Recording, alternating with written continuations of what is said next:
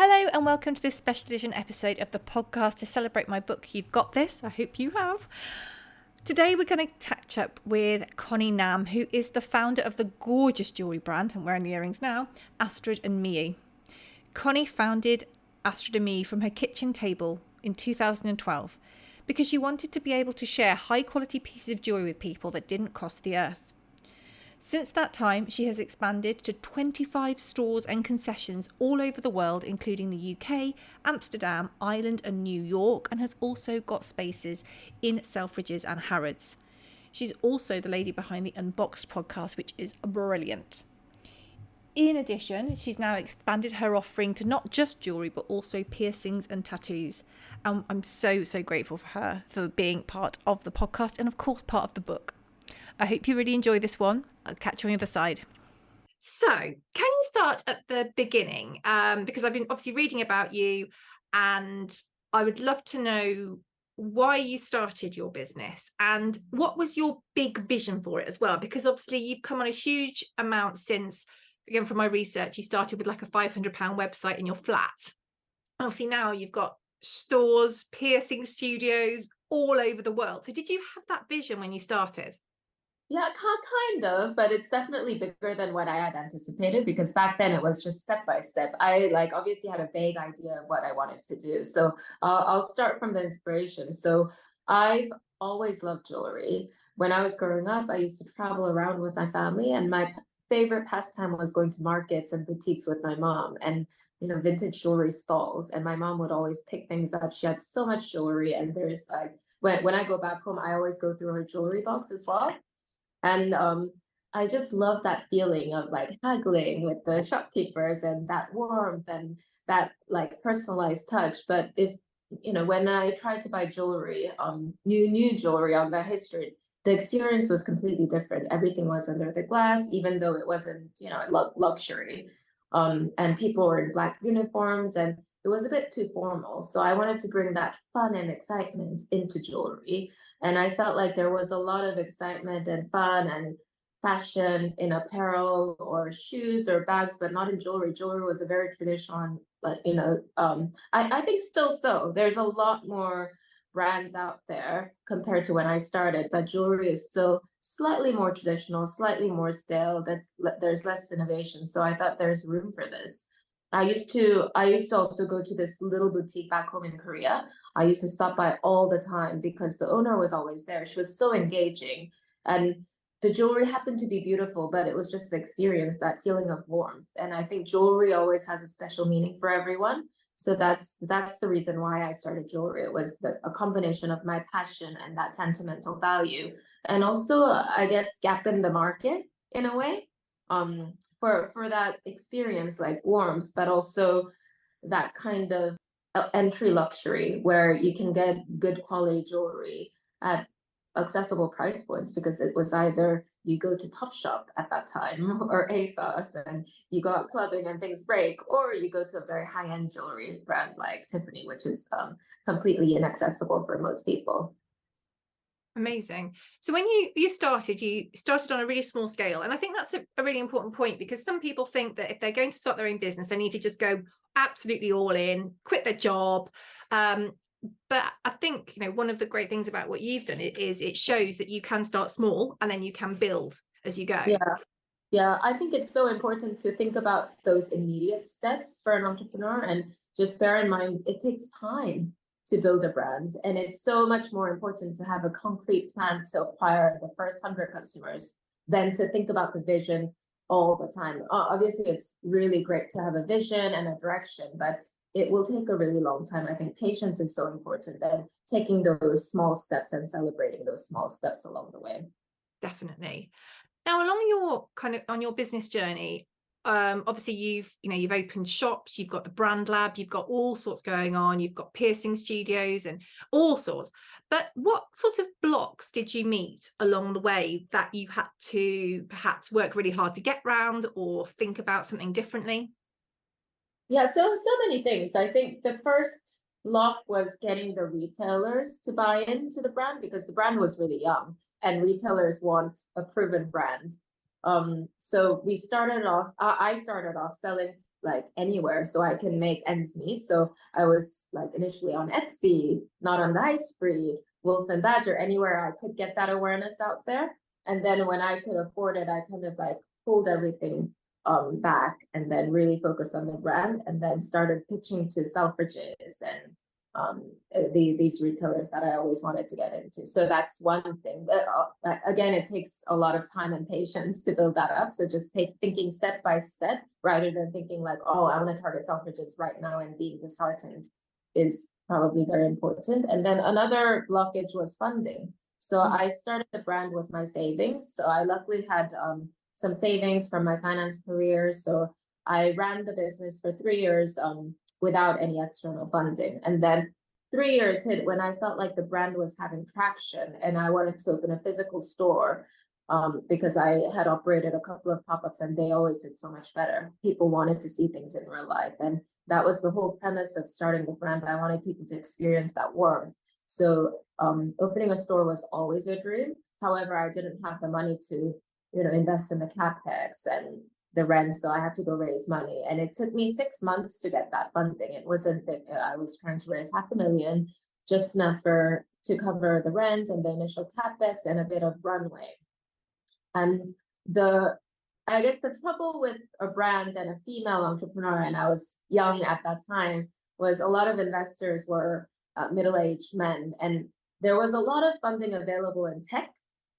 However, there wasn't a lot of precedent in a brand. So I think not having an understanding of how a brand can scale, firstly, and then I guess the investors not really being close to the product and the end customers that we were trying to target. And then a bit of prejudice around a young female starting a brand, questioning, oh, is this a lifestyle brand? Are you doing this for fun?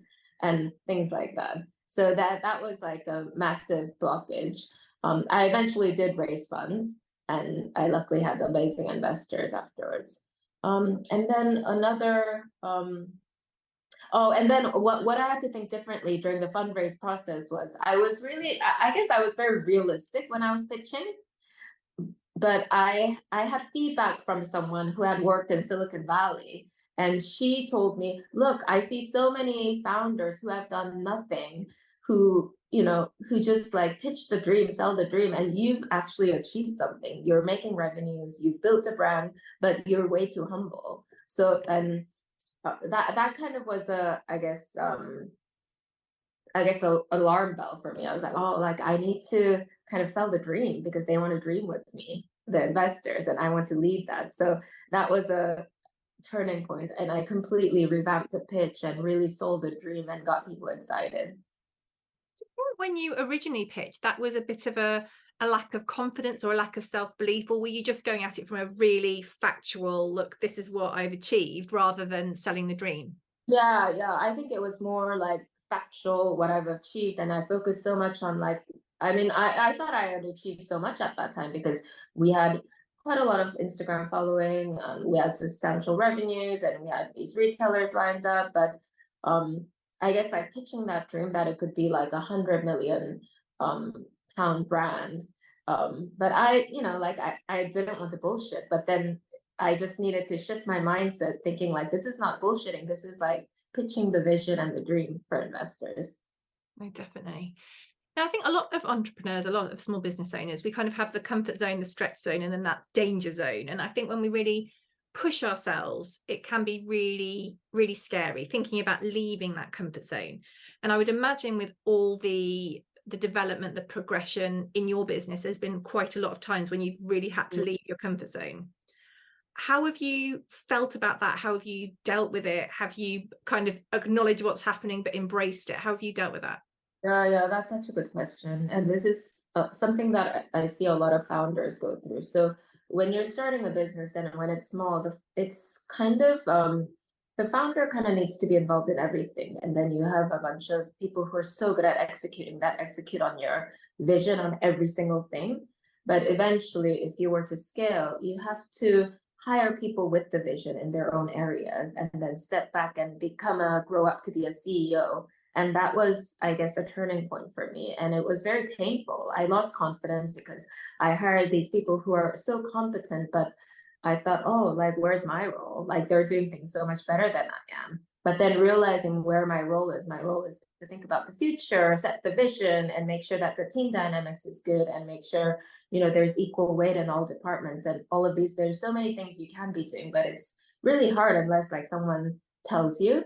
But taking that step took a lot of like agony, as well as executive coaching. So executive coaching is something that's been transformative for me, and I'd recommend founders and CEOs or first-time CEOs, anyone to take up on coaching, because it's a very lonely journey and no one would really tell you. Whereas if you're working for someone, they would probably tell you what the expectations are. You have to set your own expectations. So just having someone to just talk to and confide in, that's been super helpful for me. When you started to expand into more and more shops, because you've got a lot now, haven't you? Was that Yeah.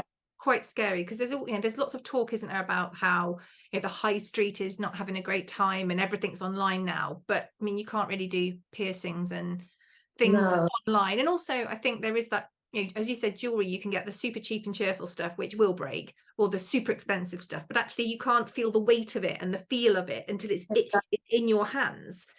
So how did you feel about taking that step and kind of slightly going against what is what a lot of people are talking about, the high street having? I think I'm generally good at shutting down the noise and trusting my gut feeling, and kind of being independently minded. So I think like that characteristic has helped, because when I first started business and when I first opened retail shops, it was all e-com.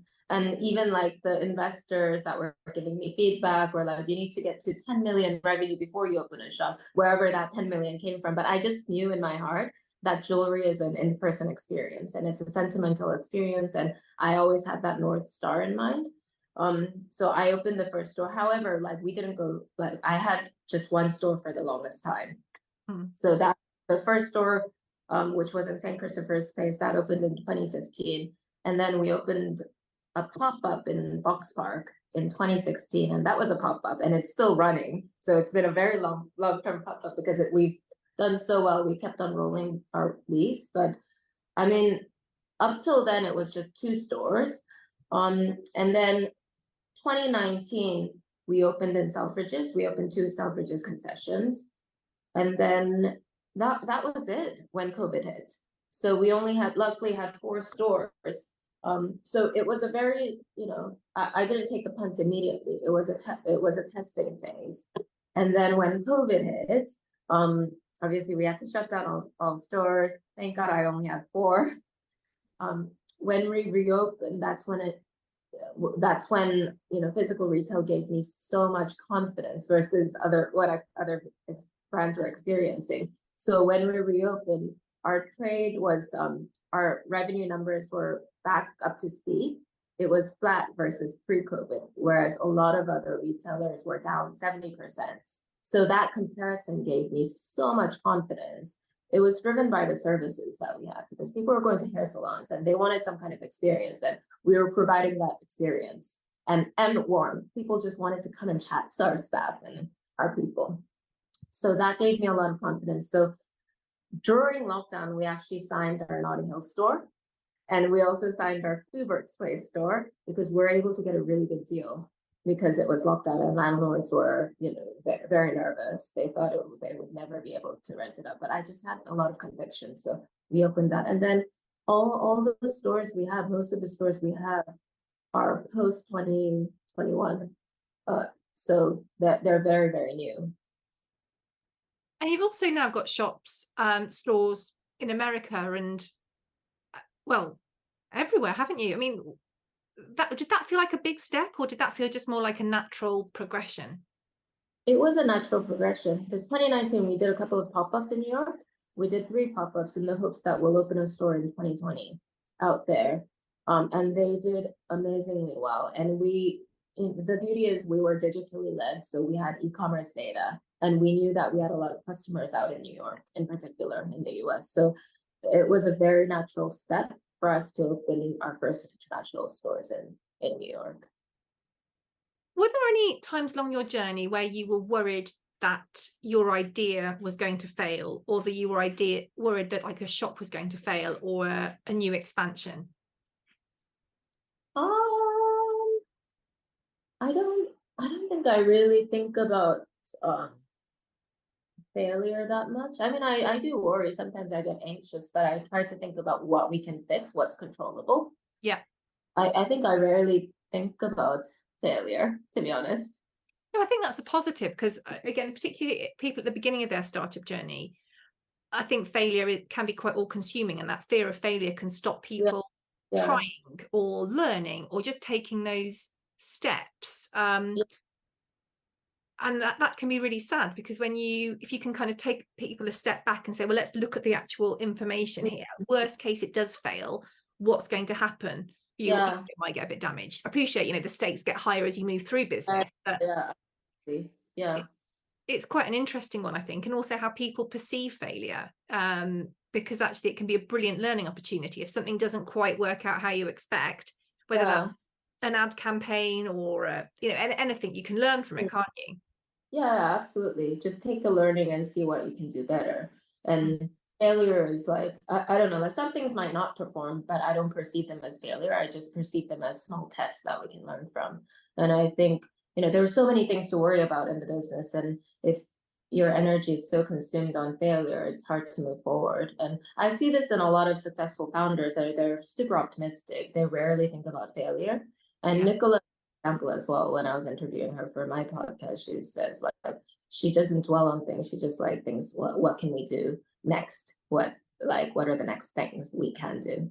So something I was listening to about you, you've got an amazing online following. You've got an incredible tribe of people who are absolutely your brand.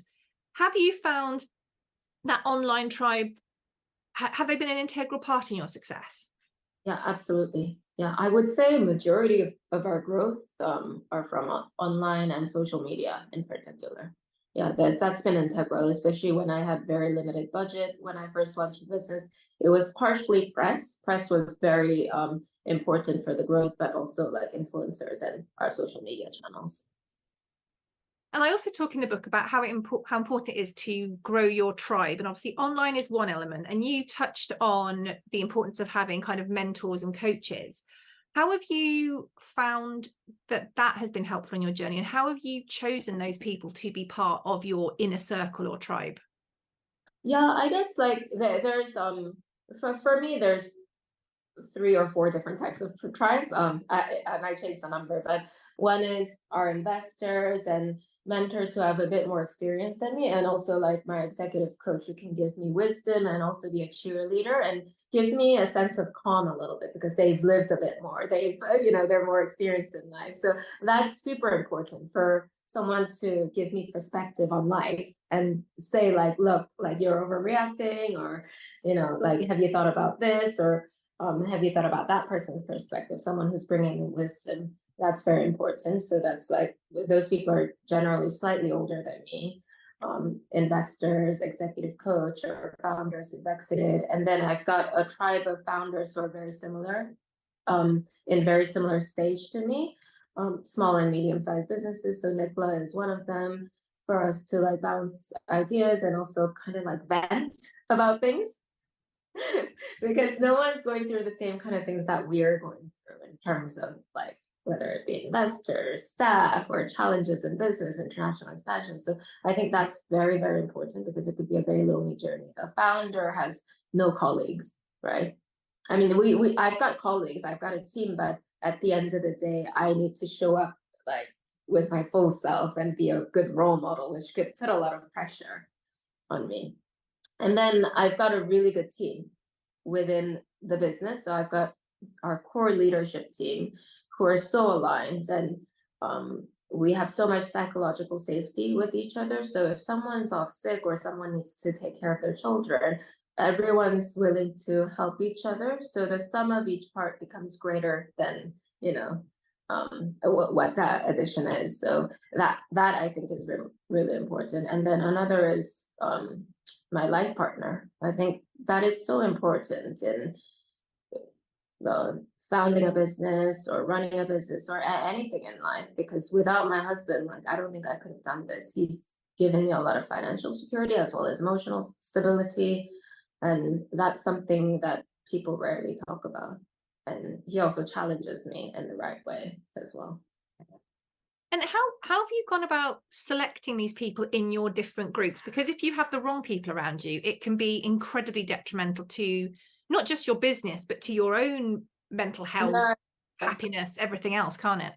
that's such a good question. I haven't been completely deliberate about it. I think now I'm better at articulating it, but I used to say, like, I just need to have a really good feeling about these people, but that's not very helpful, is it? When I say it, I think it's just now when I hire people, we just have defined values that we look for in people. So one is like, we need someone with a growth mindset that will really, push other people. And we want someone who's positive, that's celebrating other people. And we want someone who's constantly breaking boundaries, not, just being complacent and sitting still. So those qualities are very important in hiring our people. And I think those things also permeate through other relationships as well. So in 2019, I raised institutional money from a fund called Astrid.